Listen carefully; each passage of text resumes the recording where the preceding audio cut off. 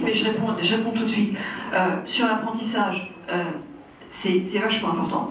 On ne peut plus être apprenti à Paris aujourd'hui, et je parlais tout à l'heure de la vocation de Paris, de l'histoire de Paris. Paris, c'est une ville de petits métiers, de métiers d'art, d'artisanat, c'est une ville d'excellence dans la fabrication. Aujourd'hui, on ne fabrique plus à Paris, mais que ce soit dans l'alimentaire, l'artisanat de l'alimentaire ou la fabrication traditionnelle, et on n'a pas assez de CFA. Alors qu'il y a énormément de potentiel, notamment dans le monde touristique et le monde de l'hôtellerie. Donc moi, je veux qu'on recrée du CFA, et je voudrais que la CEMAEST, qui est la boîte qui fait un bon boulot, qui fait de la préemption, c'est une syndicat mixte, qui fait de la préemption de fonds de commerce pour les garder pour l'alimentaire, pour essayer de faire vivre certains quartiers, puisse, dans certains cas, se faire plus, mais puisse se faire sous condition de prise d'apprentis. C'est-à-dire que je voudrais qu'on travaille sur toute la chaîne, à la fois au niveau du CFA et au niveau de la multiplication de la possibilité d'avoir des apprentis. Je trouve que quand la puissance publique préempte pour aider un artisan à s'installer, qu'il y ait une contrepartie sur le fait qu'il puisse, lui, offrir un service en quelque sorte à la collectivité et s'engager à former des apprentis, ce serait vachement bien. Sur la question de la sécurité, d'abord, il ne faut jamais laisser la police décider de si on porte plainte ou pas plainte. Oui, c'est incroyable. Non mais attends, on a le droit et il faut gueuler et éventuellement remonter au-dessus. De même qu'il ne faut jamais laisser la police décider comment sont qualifiées les choses. Je veux dire, un viol, c'est pas une agression sexuelle. Alors c'est intéressant pour le commissaire que ce soit qualifié en agression sexuelle et pas en viol parce que ça lui diminue sa statistique de viol. Mais si c'est un viol, c'est un viol. C'est pas la même chose. Non. C'est pas la même chose, c'est pas la même qualification juridique et je t'assure que tu n'encours pas la même peine. Mais on a tendance, oui, mais tu as en face de toi quand tu portes plainte, j'espère pas plein de fois sur le sujet, mais on a en face de toi quand on porte plainte des gens qui ont des classifications en tête et il est très important, je le dis parce que il est important de savoir pour soi, une fois que la plainte est déposée, on ne peut pas revenir après. Donc il est important de savoir pour soi sur quoi on dépose, quitte à faire du barouf, à rester sur place ou à aller réclamer à la préfecture de police quand c'est à Paris. Sur la sécurité, juste un mot, parce qu'on a un peu parlé. La ville aujourd'hui se défausse complètement sur le sujet en arguant du fait qu'elle n'a pas les pouvoirs de police. Juridiquement, c'est vrai. Mais d'abord, je pense que c'est quelque chose qu'il faut faire évoluer, parce que moi, je voudrais à terme qu'on puisse avoir une police municipale. Ce système, il date de l'époque où le pouvoir central avait peur du peuple de Paris. Et aujourd'hui, je veux dire, c'est devenu absurde. Donc je voudrais qu'on fasse évoluer ça et que le maire de Paris puisse avoir ces pouvoirs-là. Mais sans attendre, on peut faire des choses. Et la ville de Paris a eu une action plutôt contre-productive. Par exemple, la municipalité actuelle avait demandé la suppression des arrêtés anti-mendicité agressive. Ils ont été supprimés en juin 2012 après l'arrivée d'Hollande au pouvoir. Ça ne résout pas tous les problèmes, mais ça sert de base légale pour faire des contrôles d'identité. La police n'a pas le droit de faire un contrôle d'identité si elle n'a pas de motif.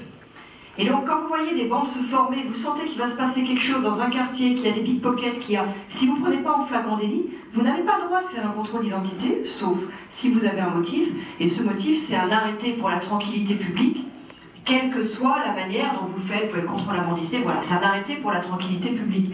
Il n'y en a plus à Paris, pour des raisons idéologiques, ils les ont supprimés. Ça, tu pourras le faire. Tu peux le faire comme ça. Tu demandes au préfet de police ça, mais le préfet de police il n'a pas trop intérêt à refuser, sinon là tu fais une grosse violence. Réponse transversale à la question, tu pourras le faire. Il y a des choses qu'on peut faire légalement quand les maires de Paris, le pouvoir le dimanche, le travail le dimanche. Il y a des choses aussi qu'on ne peut pas faire légalement comme ça, mais sur lesquelles le maire de Paris a un pouvoir, une espèce de statut politique qui lui permet de pousser une norme violente qui a été très peu utilisée ces dernières années. Je fais une incidence sur les pigeons. Au moment de l'affaire des pigeons... Les pigeons ou les nôtres? Les nôtres. Au moment de l'affaire des nôtres aussi, hein, au moment de l'affaire des pigeons, quand on a commencé à se rendre compte que ça allait casser le milieu des startups, et elles sont notamment à Paris, le maire de Paris, il aurait poussé une gueulante dans la presse nationale en disant « vous tuez l'espérance, vous tuez ce qui aujourd'hui attire encore des jeunes à Paris qui veulent créer leur boîte ». Et bien, le gouvernement il aurait été obligé de se retourner beaucoup plus vite. Évidemment, vous ne pouvez pas le faire tout le temps, il faut être économe de ces choses-là pour que la parole ait encore une valeur, mais la puissance de tir du maire de Paris est suffisante pour, sur certains sujets sur lesquels il n'a pas la compétence légale, retourner les choses. Et c'est pour ça que des entrepreneurs, la mairie de Paris est indifférente aux entrepreneurs, on n'entend pas parler, et d'ailleurs tu pourras compter sur éthique. Question. Éric Branche, enseignement catholique et par ailleurs président d'un gros CFA parisien. Ma question était extrêmement simple. Madame Nathalie, tu as une vision, et la vision passe aussi par la jeunesse. comment souhaites-tu et quelles propositions as-tu pour créer l'esprit d'entreprise chez les jeunes parisiens, notamment dans ce qui est la responsabilité du maire, les écoles et les collèges? Madame? Une question sur le Grand Paris, s'il y a une vision sur le Grand Paris.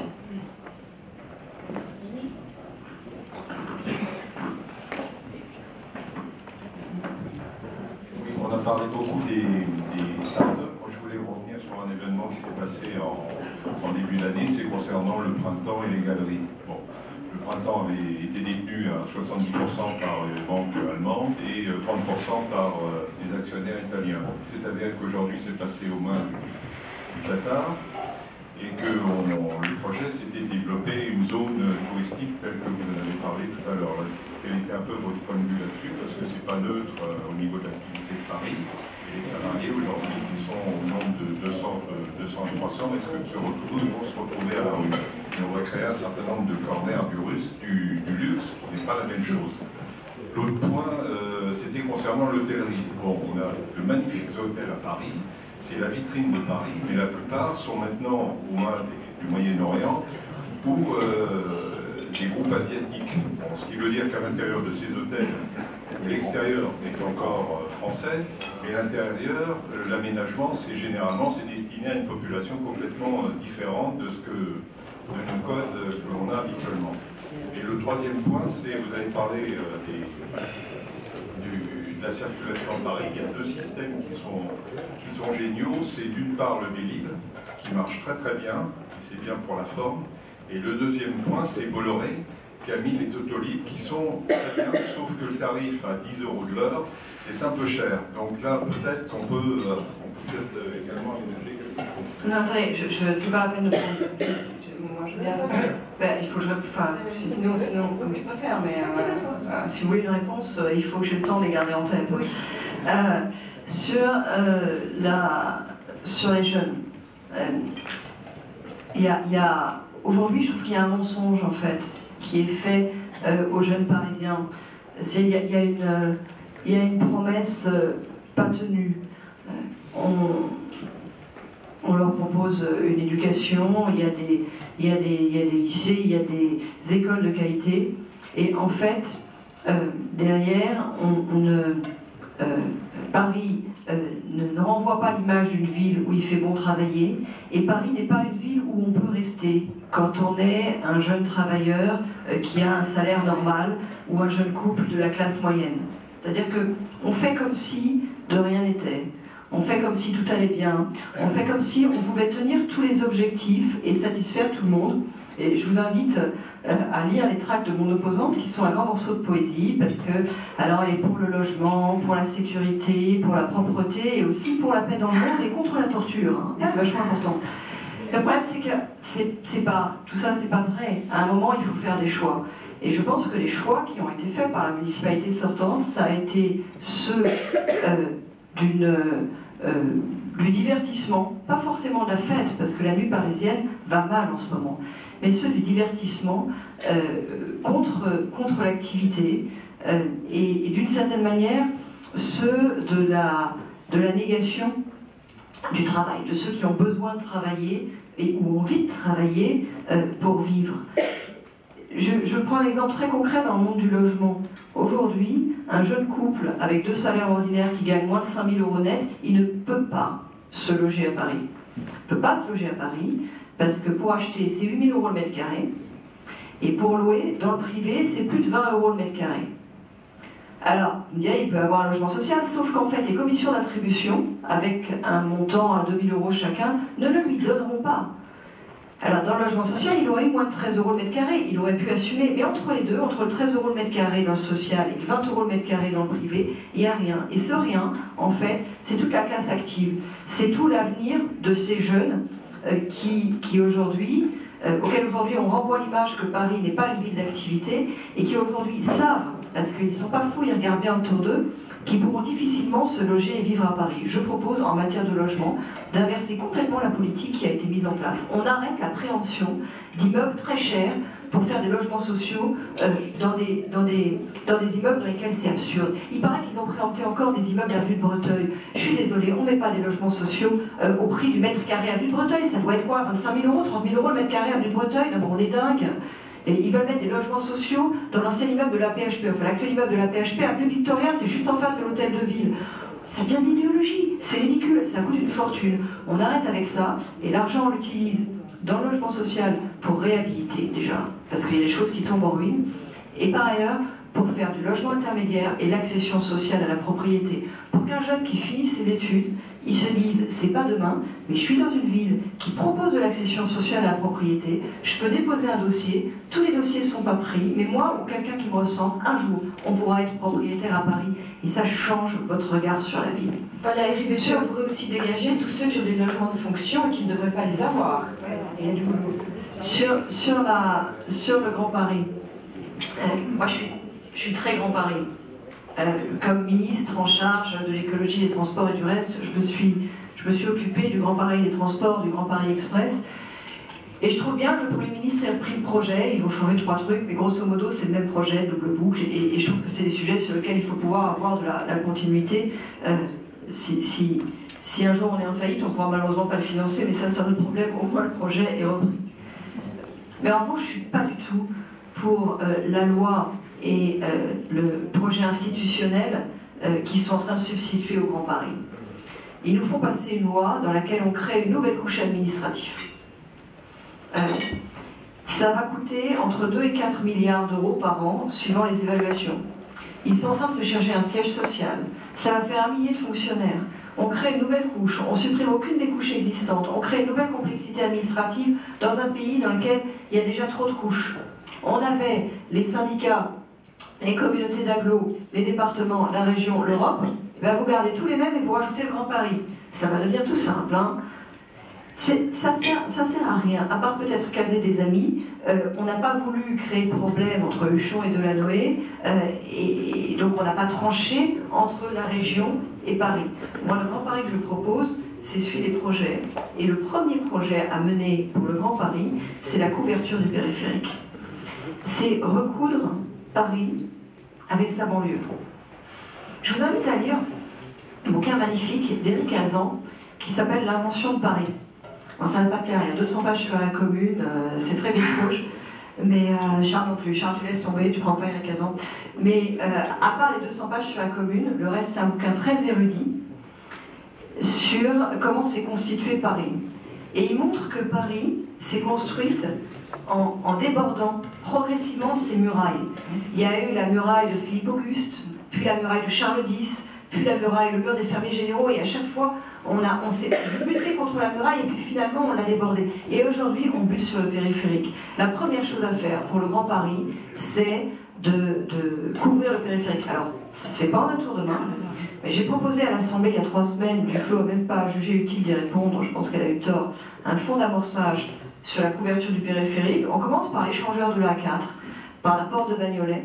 Un fonds d'amorçage, ça veut dire que c'est vrai, on met une mise, par exemple, avec les investissements d'avenir, mais derrière, les mètres carrés qui sont créés avant, c'est de la charge foncière, et à cet endroit-là, dans un quartier requalifié, ça vaut cher, on les vend en logement bureau mixte, et on réabonde le fonds, et donc progressivement, on recoupe Paris et sa banlieue, et un jour, la question du Grand Paris, elle ne se posera même plus, parce qu'aujourd'hui, le gars qui est à Montrouge, il est à Montrouge, il est de l'autre côté du périphérique, mais avant Montrouge, c'était aussi une partie qui est aujourd'hui dans Paris. Dans le 14e arrondissement, vous avez un quartier qui s'appelle le Petit Montrouge. Aujourd'hui, ce sont des Parisiens, mais en fait, avant, ils habitaient Montrouge.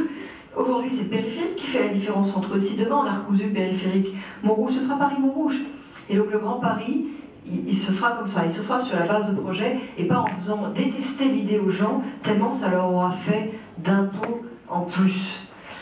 Sur la question des grands magasins, moi, je suis pour l'ouverture des grands magasins, du printemps comme des autres, le dimanche, je l'ai dit, et que ce soit des Qataris ou d'autres, qui en soient propriétaires. Et je module pas cette prise de position en fonction du choix de l'actionnaire.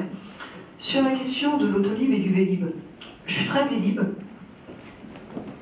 et je suis plutôt autolib, avec 2 réserves. Sur le vélib, L'horizon souhaitable, c'est de pouvoir faire du vélo individuel à Paris. L'étape suivante, normalement, c'est le développement du vélo individuel. Pourquoi? Parce que Vélib, c'est sympa, mais le Vélib, il pèse 22 kg. Il est souvent cassé, il en manque souvent. Bref, si on veut vraiment développer le vélo en ville, le Vélib fait partie du système, mais la suite, l'étape suivante, qui ne doit pas effacer le Vélib, on est d'accord, le Vélib reste dans le bouquet, mais l'étape suivante, c'est le développement du vélo individuel. Et là-dessus, la politique qui a été menée a été, à mon avis, insuffisante. Il y a très peu de pistes séparées. Quand la ville de Paris dit on a fait 400 et quelques kilomètres de pistes cyclables, c'est faux. Là-dedans, vous avez 200 km de voies de bus et 100 km des voies où on peut prendre des rues en sens inverse. Mais la voie vraiment autonome, séparée, elle est peu importante à Paris, et c'est la raison pour laquelle j'ai proposé qu'on réhabilite la ceinture verte autour d'un projet de boucle cycliste intégrale qui se connecte sur une traversée de Paris intégrale, séparée, avec une voie séparée, parce que faire du vélo dans une voie séparée, c'est pas du tout la même chose que de la faire entre un camion et un bus. Il faudra sortir ça d'un système qui existe à l'étranger, qui est vachement bien, qui sont les parkings en silo pour les vélos individuels. Ça coûte pas cher. Vous rentrez votre vélo, vous avez un système de chaîne qui descend en fait sous le sous-sol. Ça mettra 30 secondes de le remonter. Ouais, c'est vachement bien. Et ça permet de développer le vélo individuel sans avoir les problèmes de sécurité et d'organisation qui sont liés au vélo. Sur l'autolib, pour finir, est-ce que quelqu'un peut dire à Bolloré que quand il annonce qu'il soutient Madame Hidalgo alors qu'il est en partenariat étroit dans la ville de Paris avec Autolib, ça se voit très fort. Et qu'après, quand il y a tous les matins des interviews de Madame Hidalgo dans Direct Matin, ça se voit aussi. Et qu'il n'y a pas que moi qui le vois, il y a les Parisiens. Et c'est dommage parce qu'Autolib c'est un beau projet et il y a un moment où ça va les énerver. Ils vont se demander ce qu'il y a derrière. Tu vas te venger, non? Non, c'est ton genre. Quand tu seras nul. C'est tout pas mon style. Non mais ça, il faudrait dire que ces conflits d'intérêts violents, c'est pas... Alors, oh là là, madame, elle lève la main depuis très longtemps. 1, 2, 3, très vite. Oui, parce que oui, je sais. Comment vous faire confiance, madame, quand très court. Vous parlez de décomplexifier les normes qui pèsent sur les entreprises, notamment à Paris. Vous parlez de rendre à Paris sa place.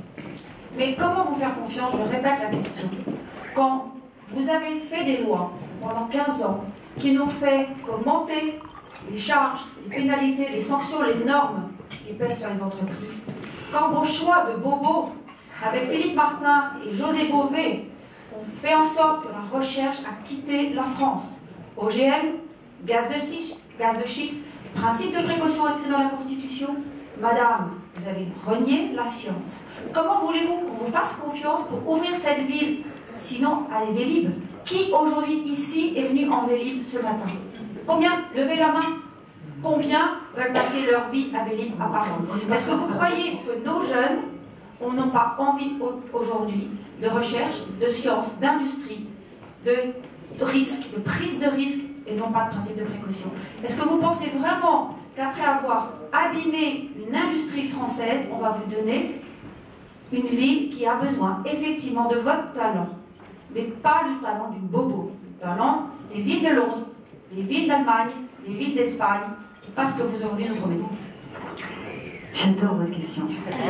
Je ne sais pas du tout, ça va aller très bien. Je ne sais pas au nom de quoi vous pensez pouvoir qualifier les autres comme ça, et 4 fois de suite d'un terme dont personne ne connaît exactement la définition, et moi je ne me permettrai pas de vous qualifier, mais je vais vous expliquer quelque chose. Probablement que vous avez fait des études très scientifiques pour juger de ce qui défend ou de ce qui ne défend pas la science. Moi j'ai modestement fait Polytechnique, et j'ai appris que le positivisme, ça s'était arrêté au 19e siècle. Ceux qui pensent que la science est là pour résoudre tous les problèmes, que la science répond à tout, du temps d'Auguste Comte, oui, ça se vendait bien. Depuis Einstein, la science, elle sait qu'il faut faire place à l'incertain. Elle sait qu'il faut gérer l'incertain. Elle sait qu'il y a des situations dans lesquelles on ne sait pas tout, et que dans ces cas-là, il vaut mieux chercher avant de mettre en œuvre. Et c'est le sens du principe de précaution. Alors c'est vrai que quand j'ai défendu le principe de précaution à l'Assemblée nationale, j'ai eu beaucoup de messieurs en face de moi extrêmement dignes qui avaient arrêté les maths en classe de première et qui me disaient, si on ne sait pas, c'est probablement qu'on n'a pas assez cherché. C'est pas ça la réalité de la science dans le monde contemporain. Il y a des choses qu'on ne sait pas, et si on y va, on prend des risques, et on prend des risques de transformation irréversible du monde, et un jour tout le monde en crève. Je ne sais pas si vous avez lu, et je vous invite à lire, le dernier rapport du groupement des experts du changement climatique. Le problème aujourd'hui en matière de changement climatique, c'est pas de savoir si ça va se passer, c'est de savoir à quelle vitesse c'est en train de se passer. Le problème, c'est pas de savoir de combien la température va augmenter, c'est pas un sujet d'augmentation linéaire. Le problème, c'est pas de savoir si on va avoir des catastrophes, c'est de savoir quelle catastrophe on va avoir. C'est ça la réalité. Alors il y en a dans ce système-là qui voudraient encore qu'on puisse continuer comme avant. C'est les mêmes qui ont salopé le système pendant 50 ans, qui pensent qu'ils vont pouvoir le saloper encore pendant 50 ans et que peut-être dans 50 ans ce sera pas grave parce qu'ils seront morts. Mais enfin, on a tous des enfants, on a tous des petits-enfants, et le principe de précaution qui est beaucoup combattu en ce moment, il est là simplement pour rappeler un principe de bon sens, qui est que quand on a un doute sur le caractère grave et le caractère irréversible d'une mesure, et bien dans le doute, on met tout en œuvre pour savoir, pour lever le doute, mais en attendant, on ne fait pas. Je reste persuadée que c'est un principe de bon sens. Vous voyez, quand j'ai commencé à travailler sur l'écologie, j'ai écrit un petit truc sur le sujet, en exergue duquel j'ai voulu mettre une phrase du Lévitique. C'est Dieu qui parle, et il dit « La terre ne sera pas vendue à perpétuité, car elle m'appartient à moi seul, et vous n'êtes chez moi que des étrangers et des hôtes. » On a la responsabilité, collectivement, de faire en sorte que ce soit encore habitable dans 30 ans. Vous avez évoqué quelques thèmes particuliers, rentrons dans le détail. Sur les OGM, il se trouve que moi j'ai travaillé sur la biotechnologie. Je suis convaincue qu'il y a des choses formidables à faire avec la biotechnologie. Et d'ailleurs, beaucoup des médicaments que nous utilisons aujourd'hui sont issus de la biotechnologie. Mais je suis convaincue aussi que dans un système dans lequel il y a de moins en moins d'expertise publique, et dans lequel donc, le privé n'a plus en face de lui de contre-expertise, acheter comme ça, sans savoir précisément ce qu'il y a derrière, sans avoir mené les études nécessaires, avec des études de toxicologie de pas plus de 3 mois, des trucs qui sont produits par Monsanto, n'est pas une solution. Et c'est la raison pour laquelle je me suis battue, non seulement pour que nous renforcions nos procédures, nous en la matière, mais aussi pour que nous renforcions notre recherche publique. Parce que je pense que sur les nouveaux produits, il faut avoir une contre-expertise. Sur le gaz de schiste, le gaz de schiste n'est pas un produit en soi nocif, c'est du méthane. C'est du méthane, c'est le même produit que celui qui arrive par méthanier et que nous consommons les uns et les autres. Donc c'est pas le gaz de schiste qui est un problème en soi. Les gens pensent souvent que c'est un produit différent. C'est comme sur les OGM. Un jour, quelqu'un m'a dit, mais moi je veux pas d'OGM parce qu'il y a des gènes dedans. Ouais. Bon, on en a tous. Et il y en avait aussi dans le croissant. Donc c'est pas ça le sujet. Sur le gaz de schiste, le problème c'est la méthode d'extraction. On a des bons exemples en Amérique du Nord de belles dévastations environnementales avec le gaz de schiste. Et en France, on avait donné des permis dans des régions qui n'étaient pas des régions d'exploration traditionnelles et qui étaient les côtes Cévennes, c'est-à-dire des régions qui font château d'eau pour tout le sud-est de la France. Moi je dis, ça mérite d'y regarder à 2 fois. Et la loi prévoit qu'on ne fait pas de la fracturation hydraulique en grande ampleur en ce moment et qu'on développe des moyens de recherche pour faire autre chose que la fracturation hydraulique. Alors le problème aujourd'hui, c'est qu'elle n'est pas appliquée, parce que comme ils ne sont pas d'accord entre les différents ministres, ils ne font pas la recherche sur les solutions alternatives. Mais je reste persuadée que courir à utiliser la première technologie, sans preuve d'innocuité, dans un pays, dans une région dans laquelle on a des nappes phréatiques qui abreuvent toute une moitié du pays, ça n'est pas responsable. Alors, je t'entends complètement et ça me paraît plein de bon sens. Cela dit, est-ce que tu ne penses pas que ce principe des précautions a fini par un peu paralyser, qu'on en a trop abusé, qu'on le met partout, que finalement ça a changé un peu les mentalités? Est-ce qu'on ne pourrait pas essayer de garder ce principe de précaution sur de vrais sujets sérieux et un peu libérer les énergies? Est-ce que c'est un peu la sensation qu'on a nous, c'est que ce principe de précaution a fini par s'étendre sur tout et n'importe quoi? Mais Sophie, est-ce que tu peux me donner un exemple sur lequel le principe de précaution tel qu'il est écrit dans la Constitution a, comme tu dis, paralysé les choses? Le problème de Madame Bachelot. Oui, non, mais on arrête là, en aucune manière. Pardon, mais vous racontez n'importe quoi. Le vaccin de Madame Bachelot, c'est une décision publique qui n'est pas fondée sur le principe de précaution de la Constitution, qui au demeurant ne s'applique pas à la santé, Voilà, mais à l'environnement. c'est pour ça que mais Sophie, laisse-moi finir. C'est que il y a un problème dans notre société, et c'est un problème qui est dans notre société. Il n'est pas dans notre Constitution, il est dans notre société, qui est que les gens ne veulent plus courir aucun risque. Ce problème est dans la société. Il était dans la société avant qu'on mette le principe de précaution dans la Constitution. Et si vous regardez de près le principe de précaution tel qu'on l'a mis dans la Constitution, en fait, il est plutôt... Il encadre en quelque sorte la mise en œuvre de... Il essaye plutôt de cadrer un contexte dans lequel les gens ne veulent plus prendre aucun risque. Ça, c'est une réalité, ou en tout cas, ils ne veulent plus prendre aucun risque qui leur soit imposé par la collectivité, parce qu'ils continuent à prendre des risques individuels. C'est ça qui est extrêmement étonnant. Quand vous regardez les questions de santé environnementale, les gens, ils ne veulent absolument pas avoir le doute d'un risque, par exemple sur les antennes relais, mais ça ne les empêche pas de fumer.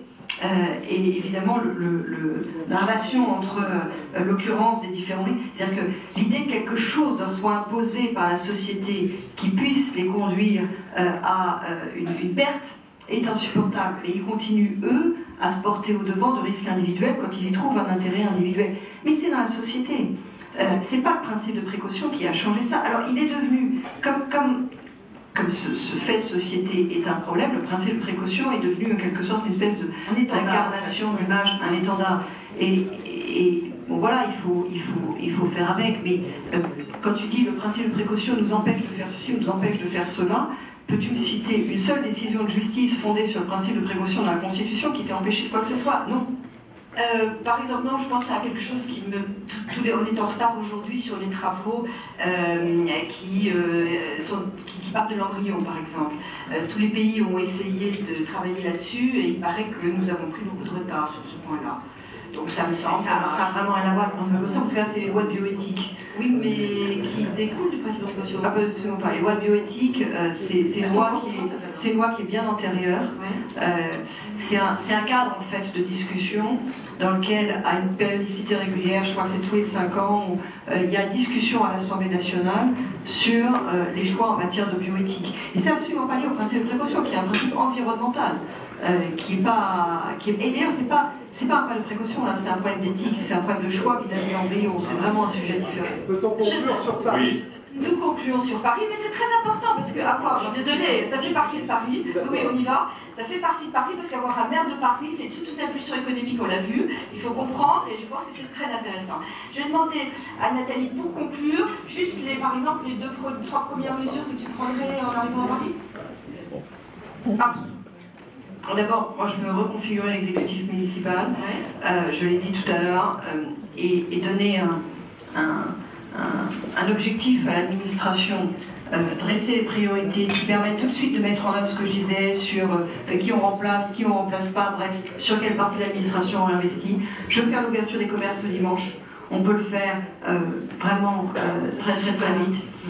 Je veux modifier la politique en matière de sécurité, c'est-à-dire que je demanderai immédiatement l'arrêté de tranquillité publique et je m'occuperai du rapprochement très vite des ISVP et des ASP pour faire une police de quartier. En même temps que je lancerai le plan de vidéosurveillance, mais ça prendra plus de temps. J'arrêterai la politique de préemption en matière des logements, je l'ai dit, ça peut se faire tout de suite. Ce qui se fait moins vite, c'est de lancer les projets d'accession à la propriété et le logement intermédiaire. Ça prend plus de temps, mais ça se fait aussi. Enfin bref, il y a toute une série. Là, tu Bravo, et non, mais c'est pas au dépourvu, c'est très concret et ça peut être fait immédiatement et c'est ce qui nous concerne. Et pour te soutenir, dans Le Monde vient de sortir à la seconde l'article que j'écris pour le voiture du dimanche. Merci.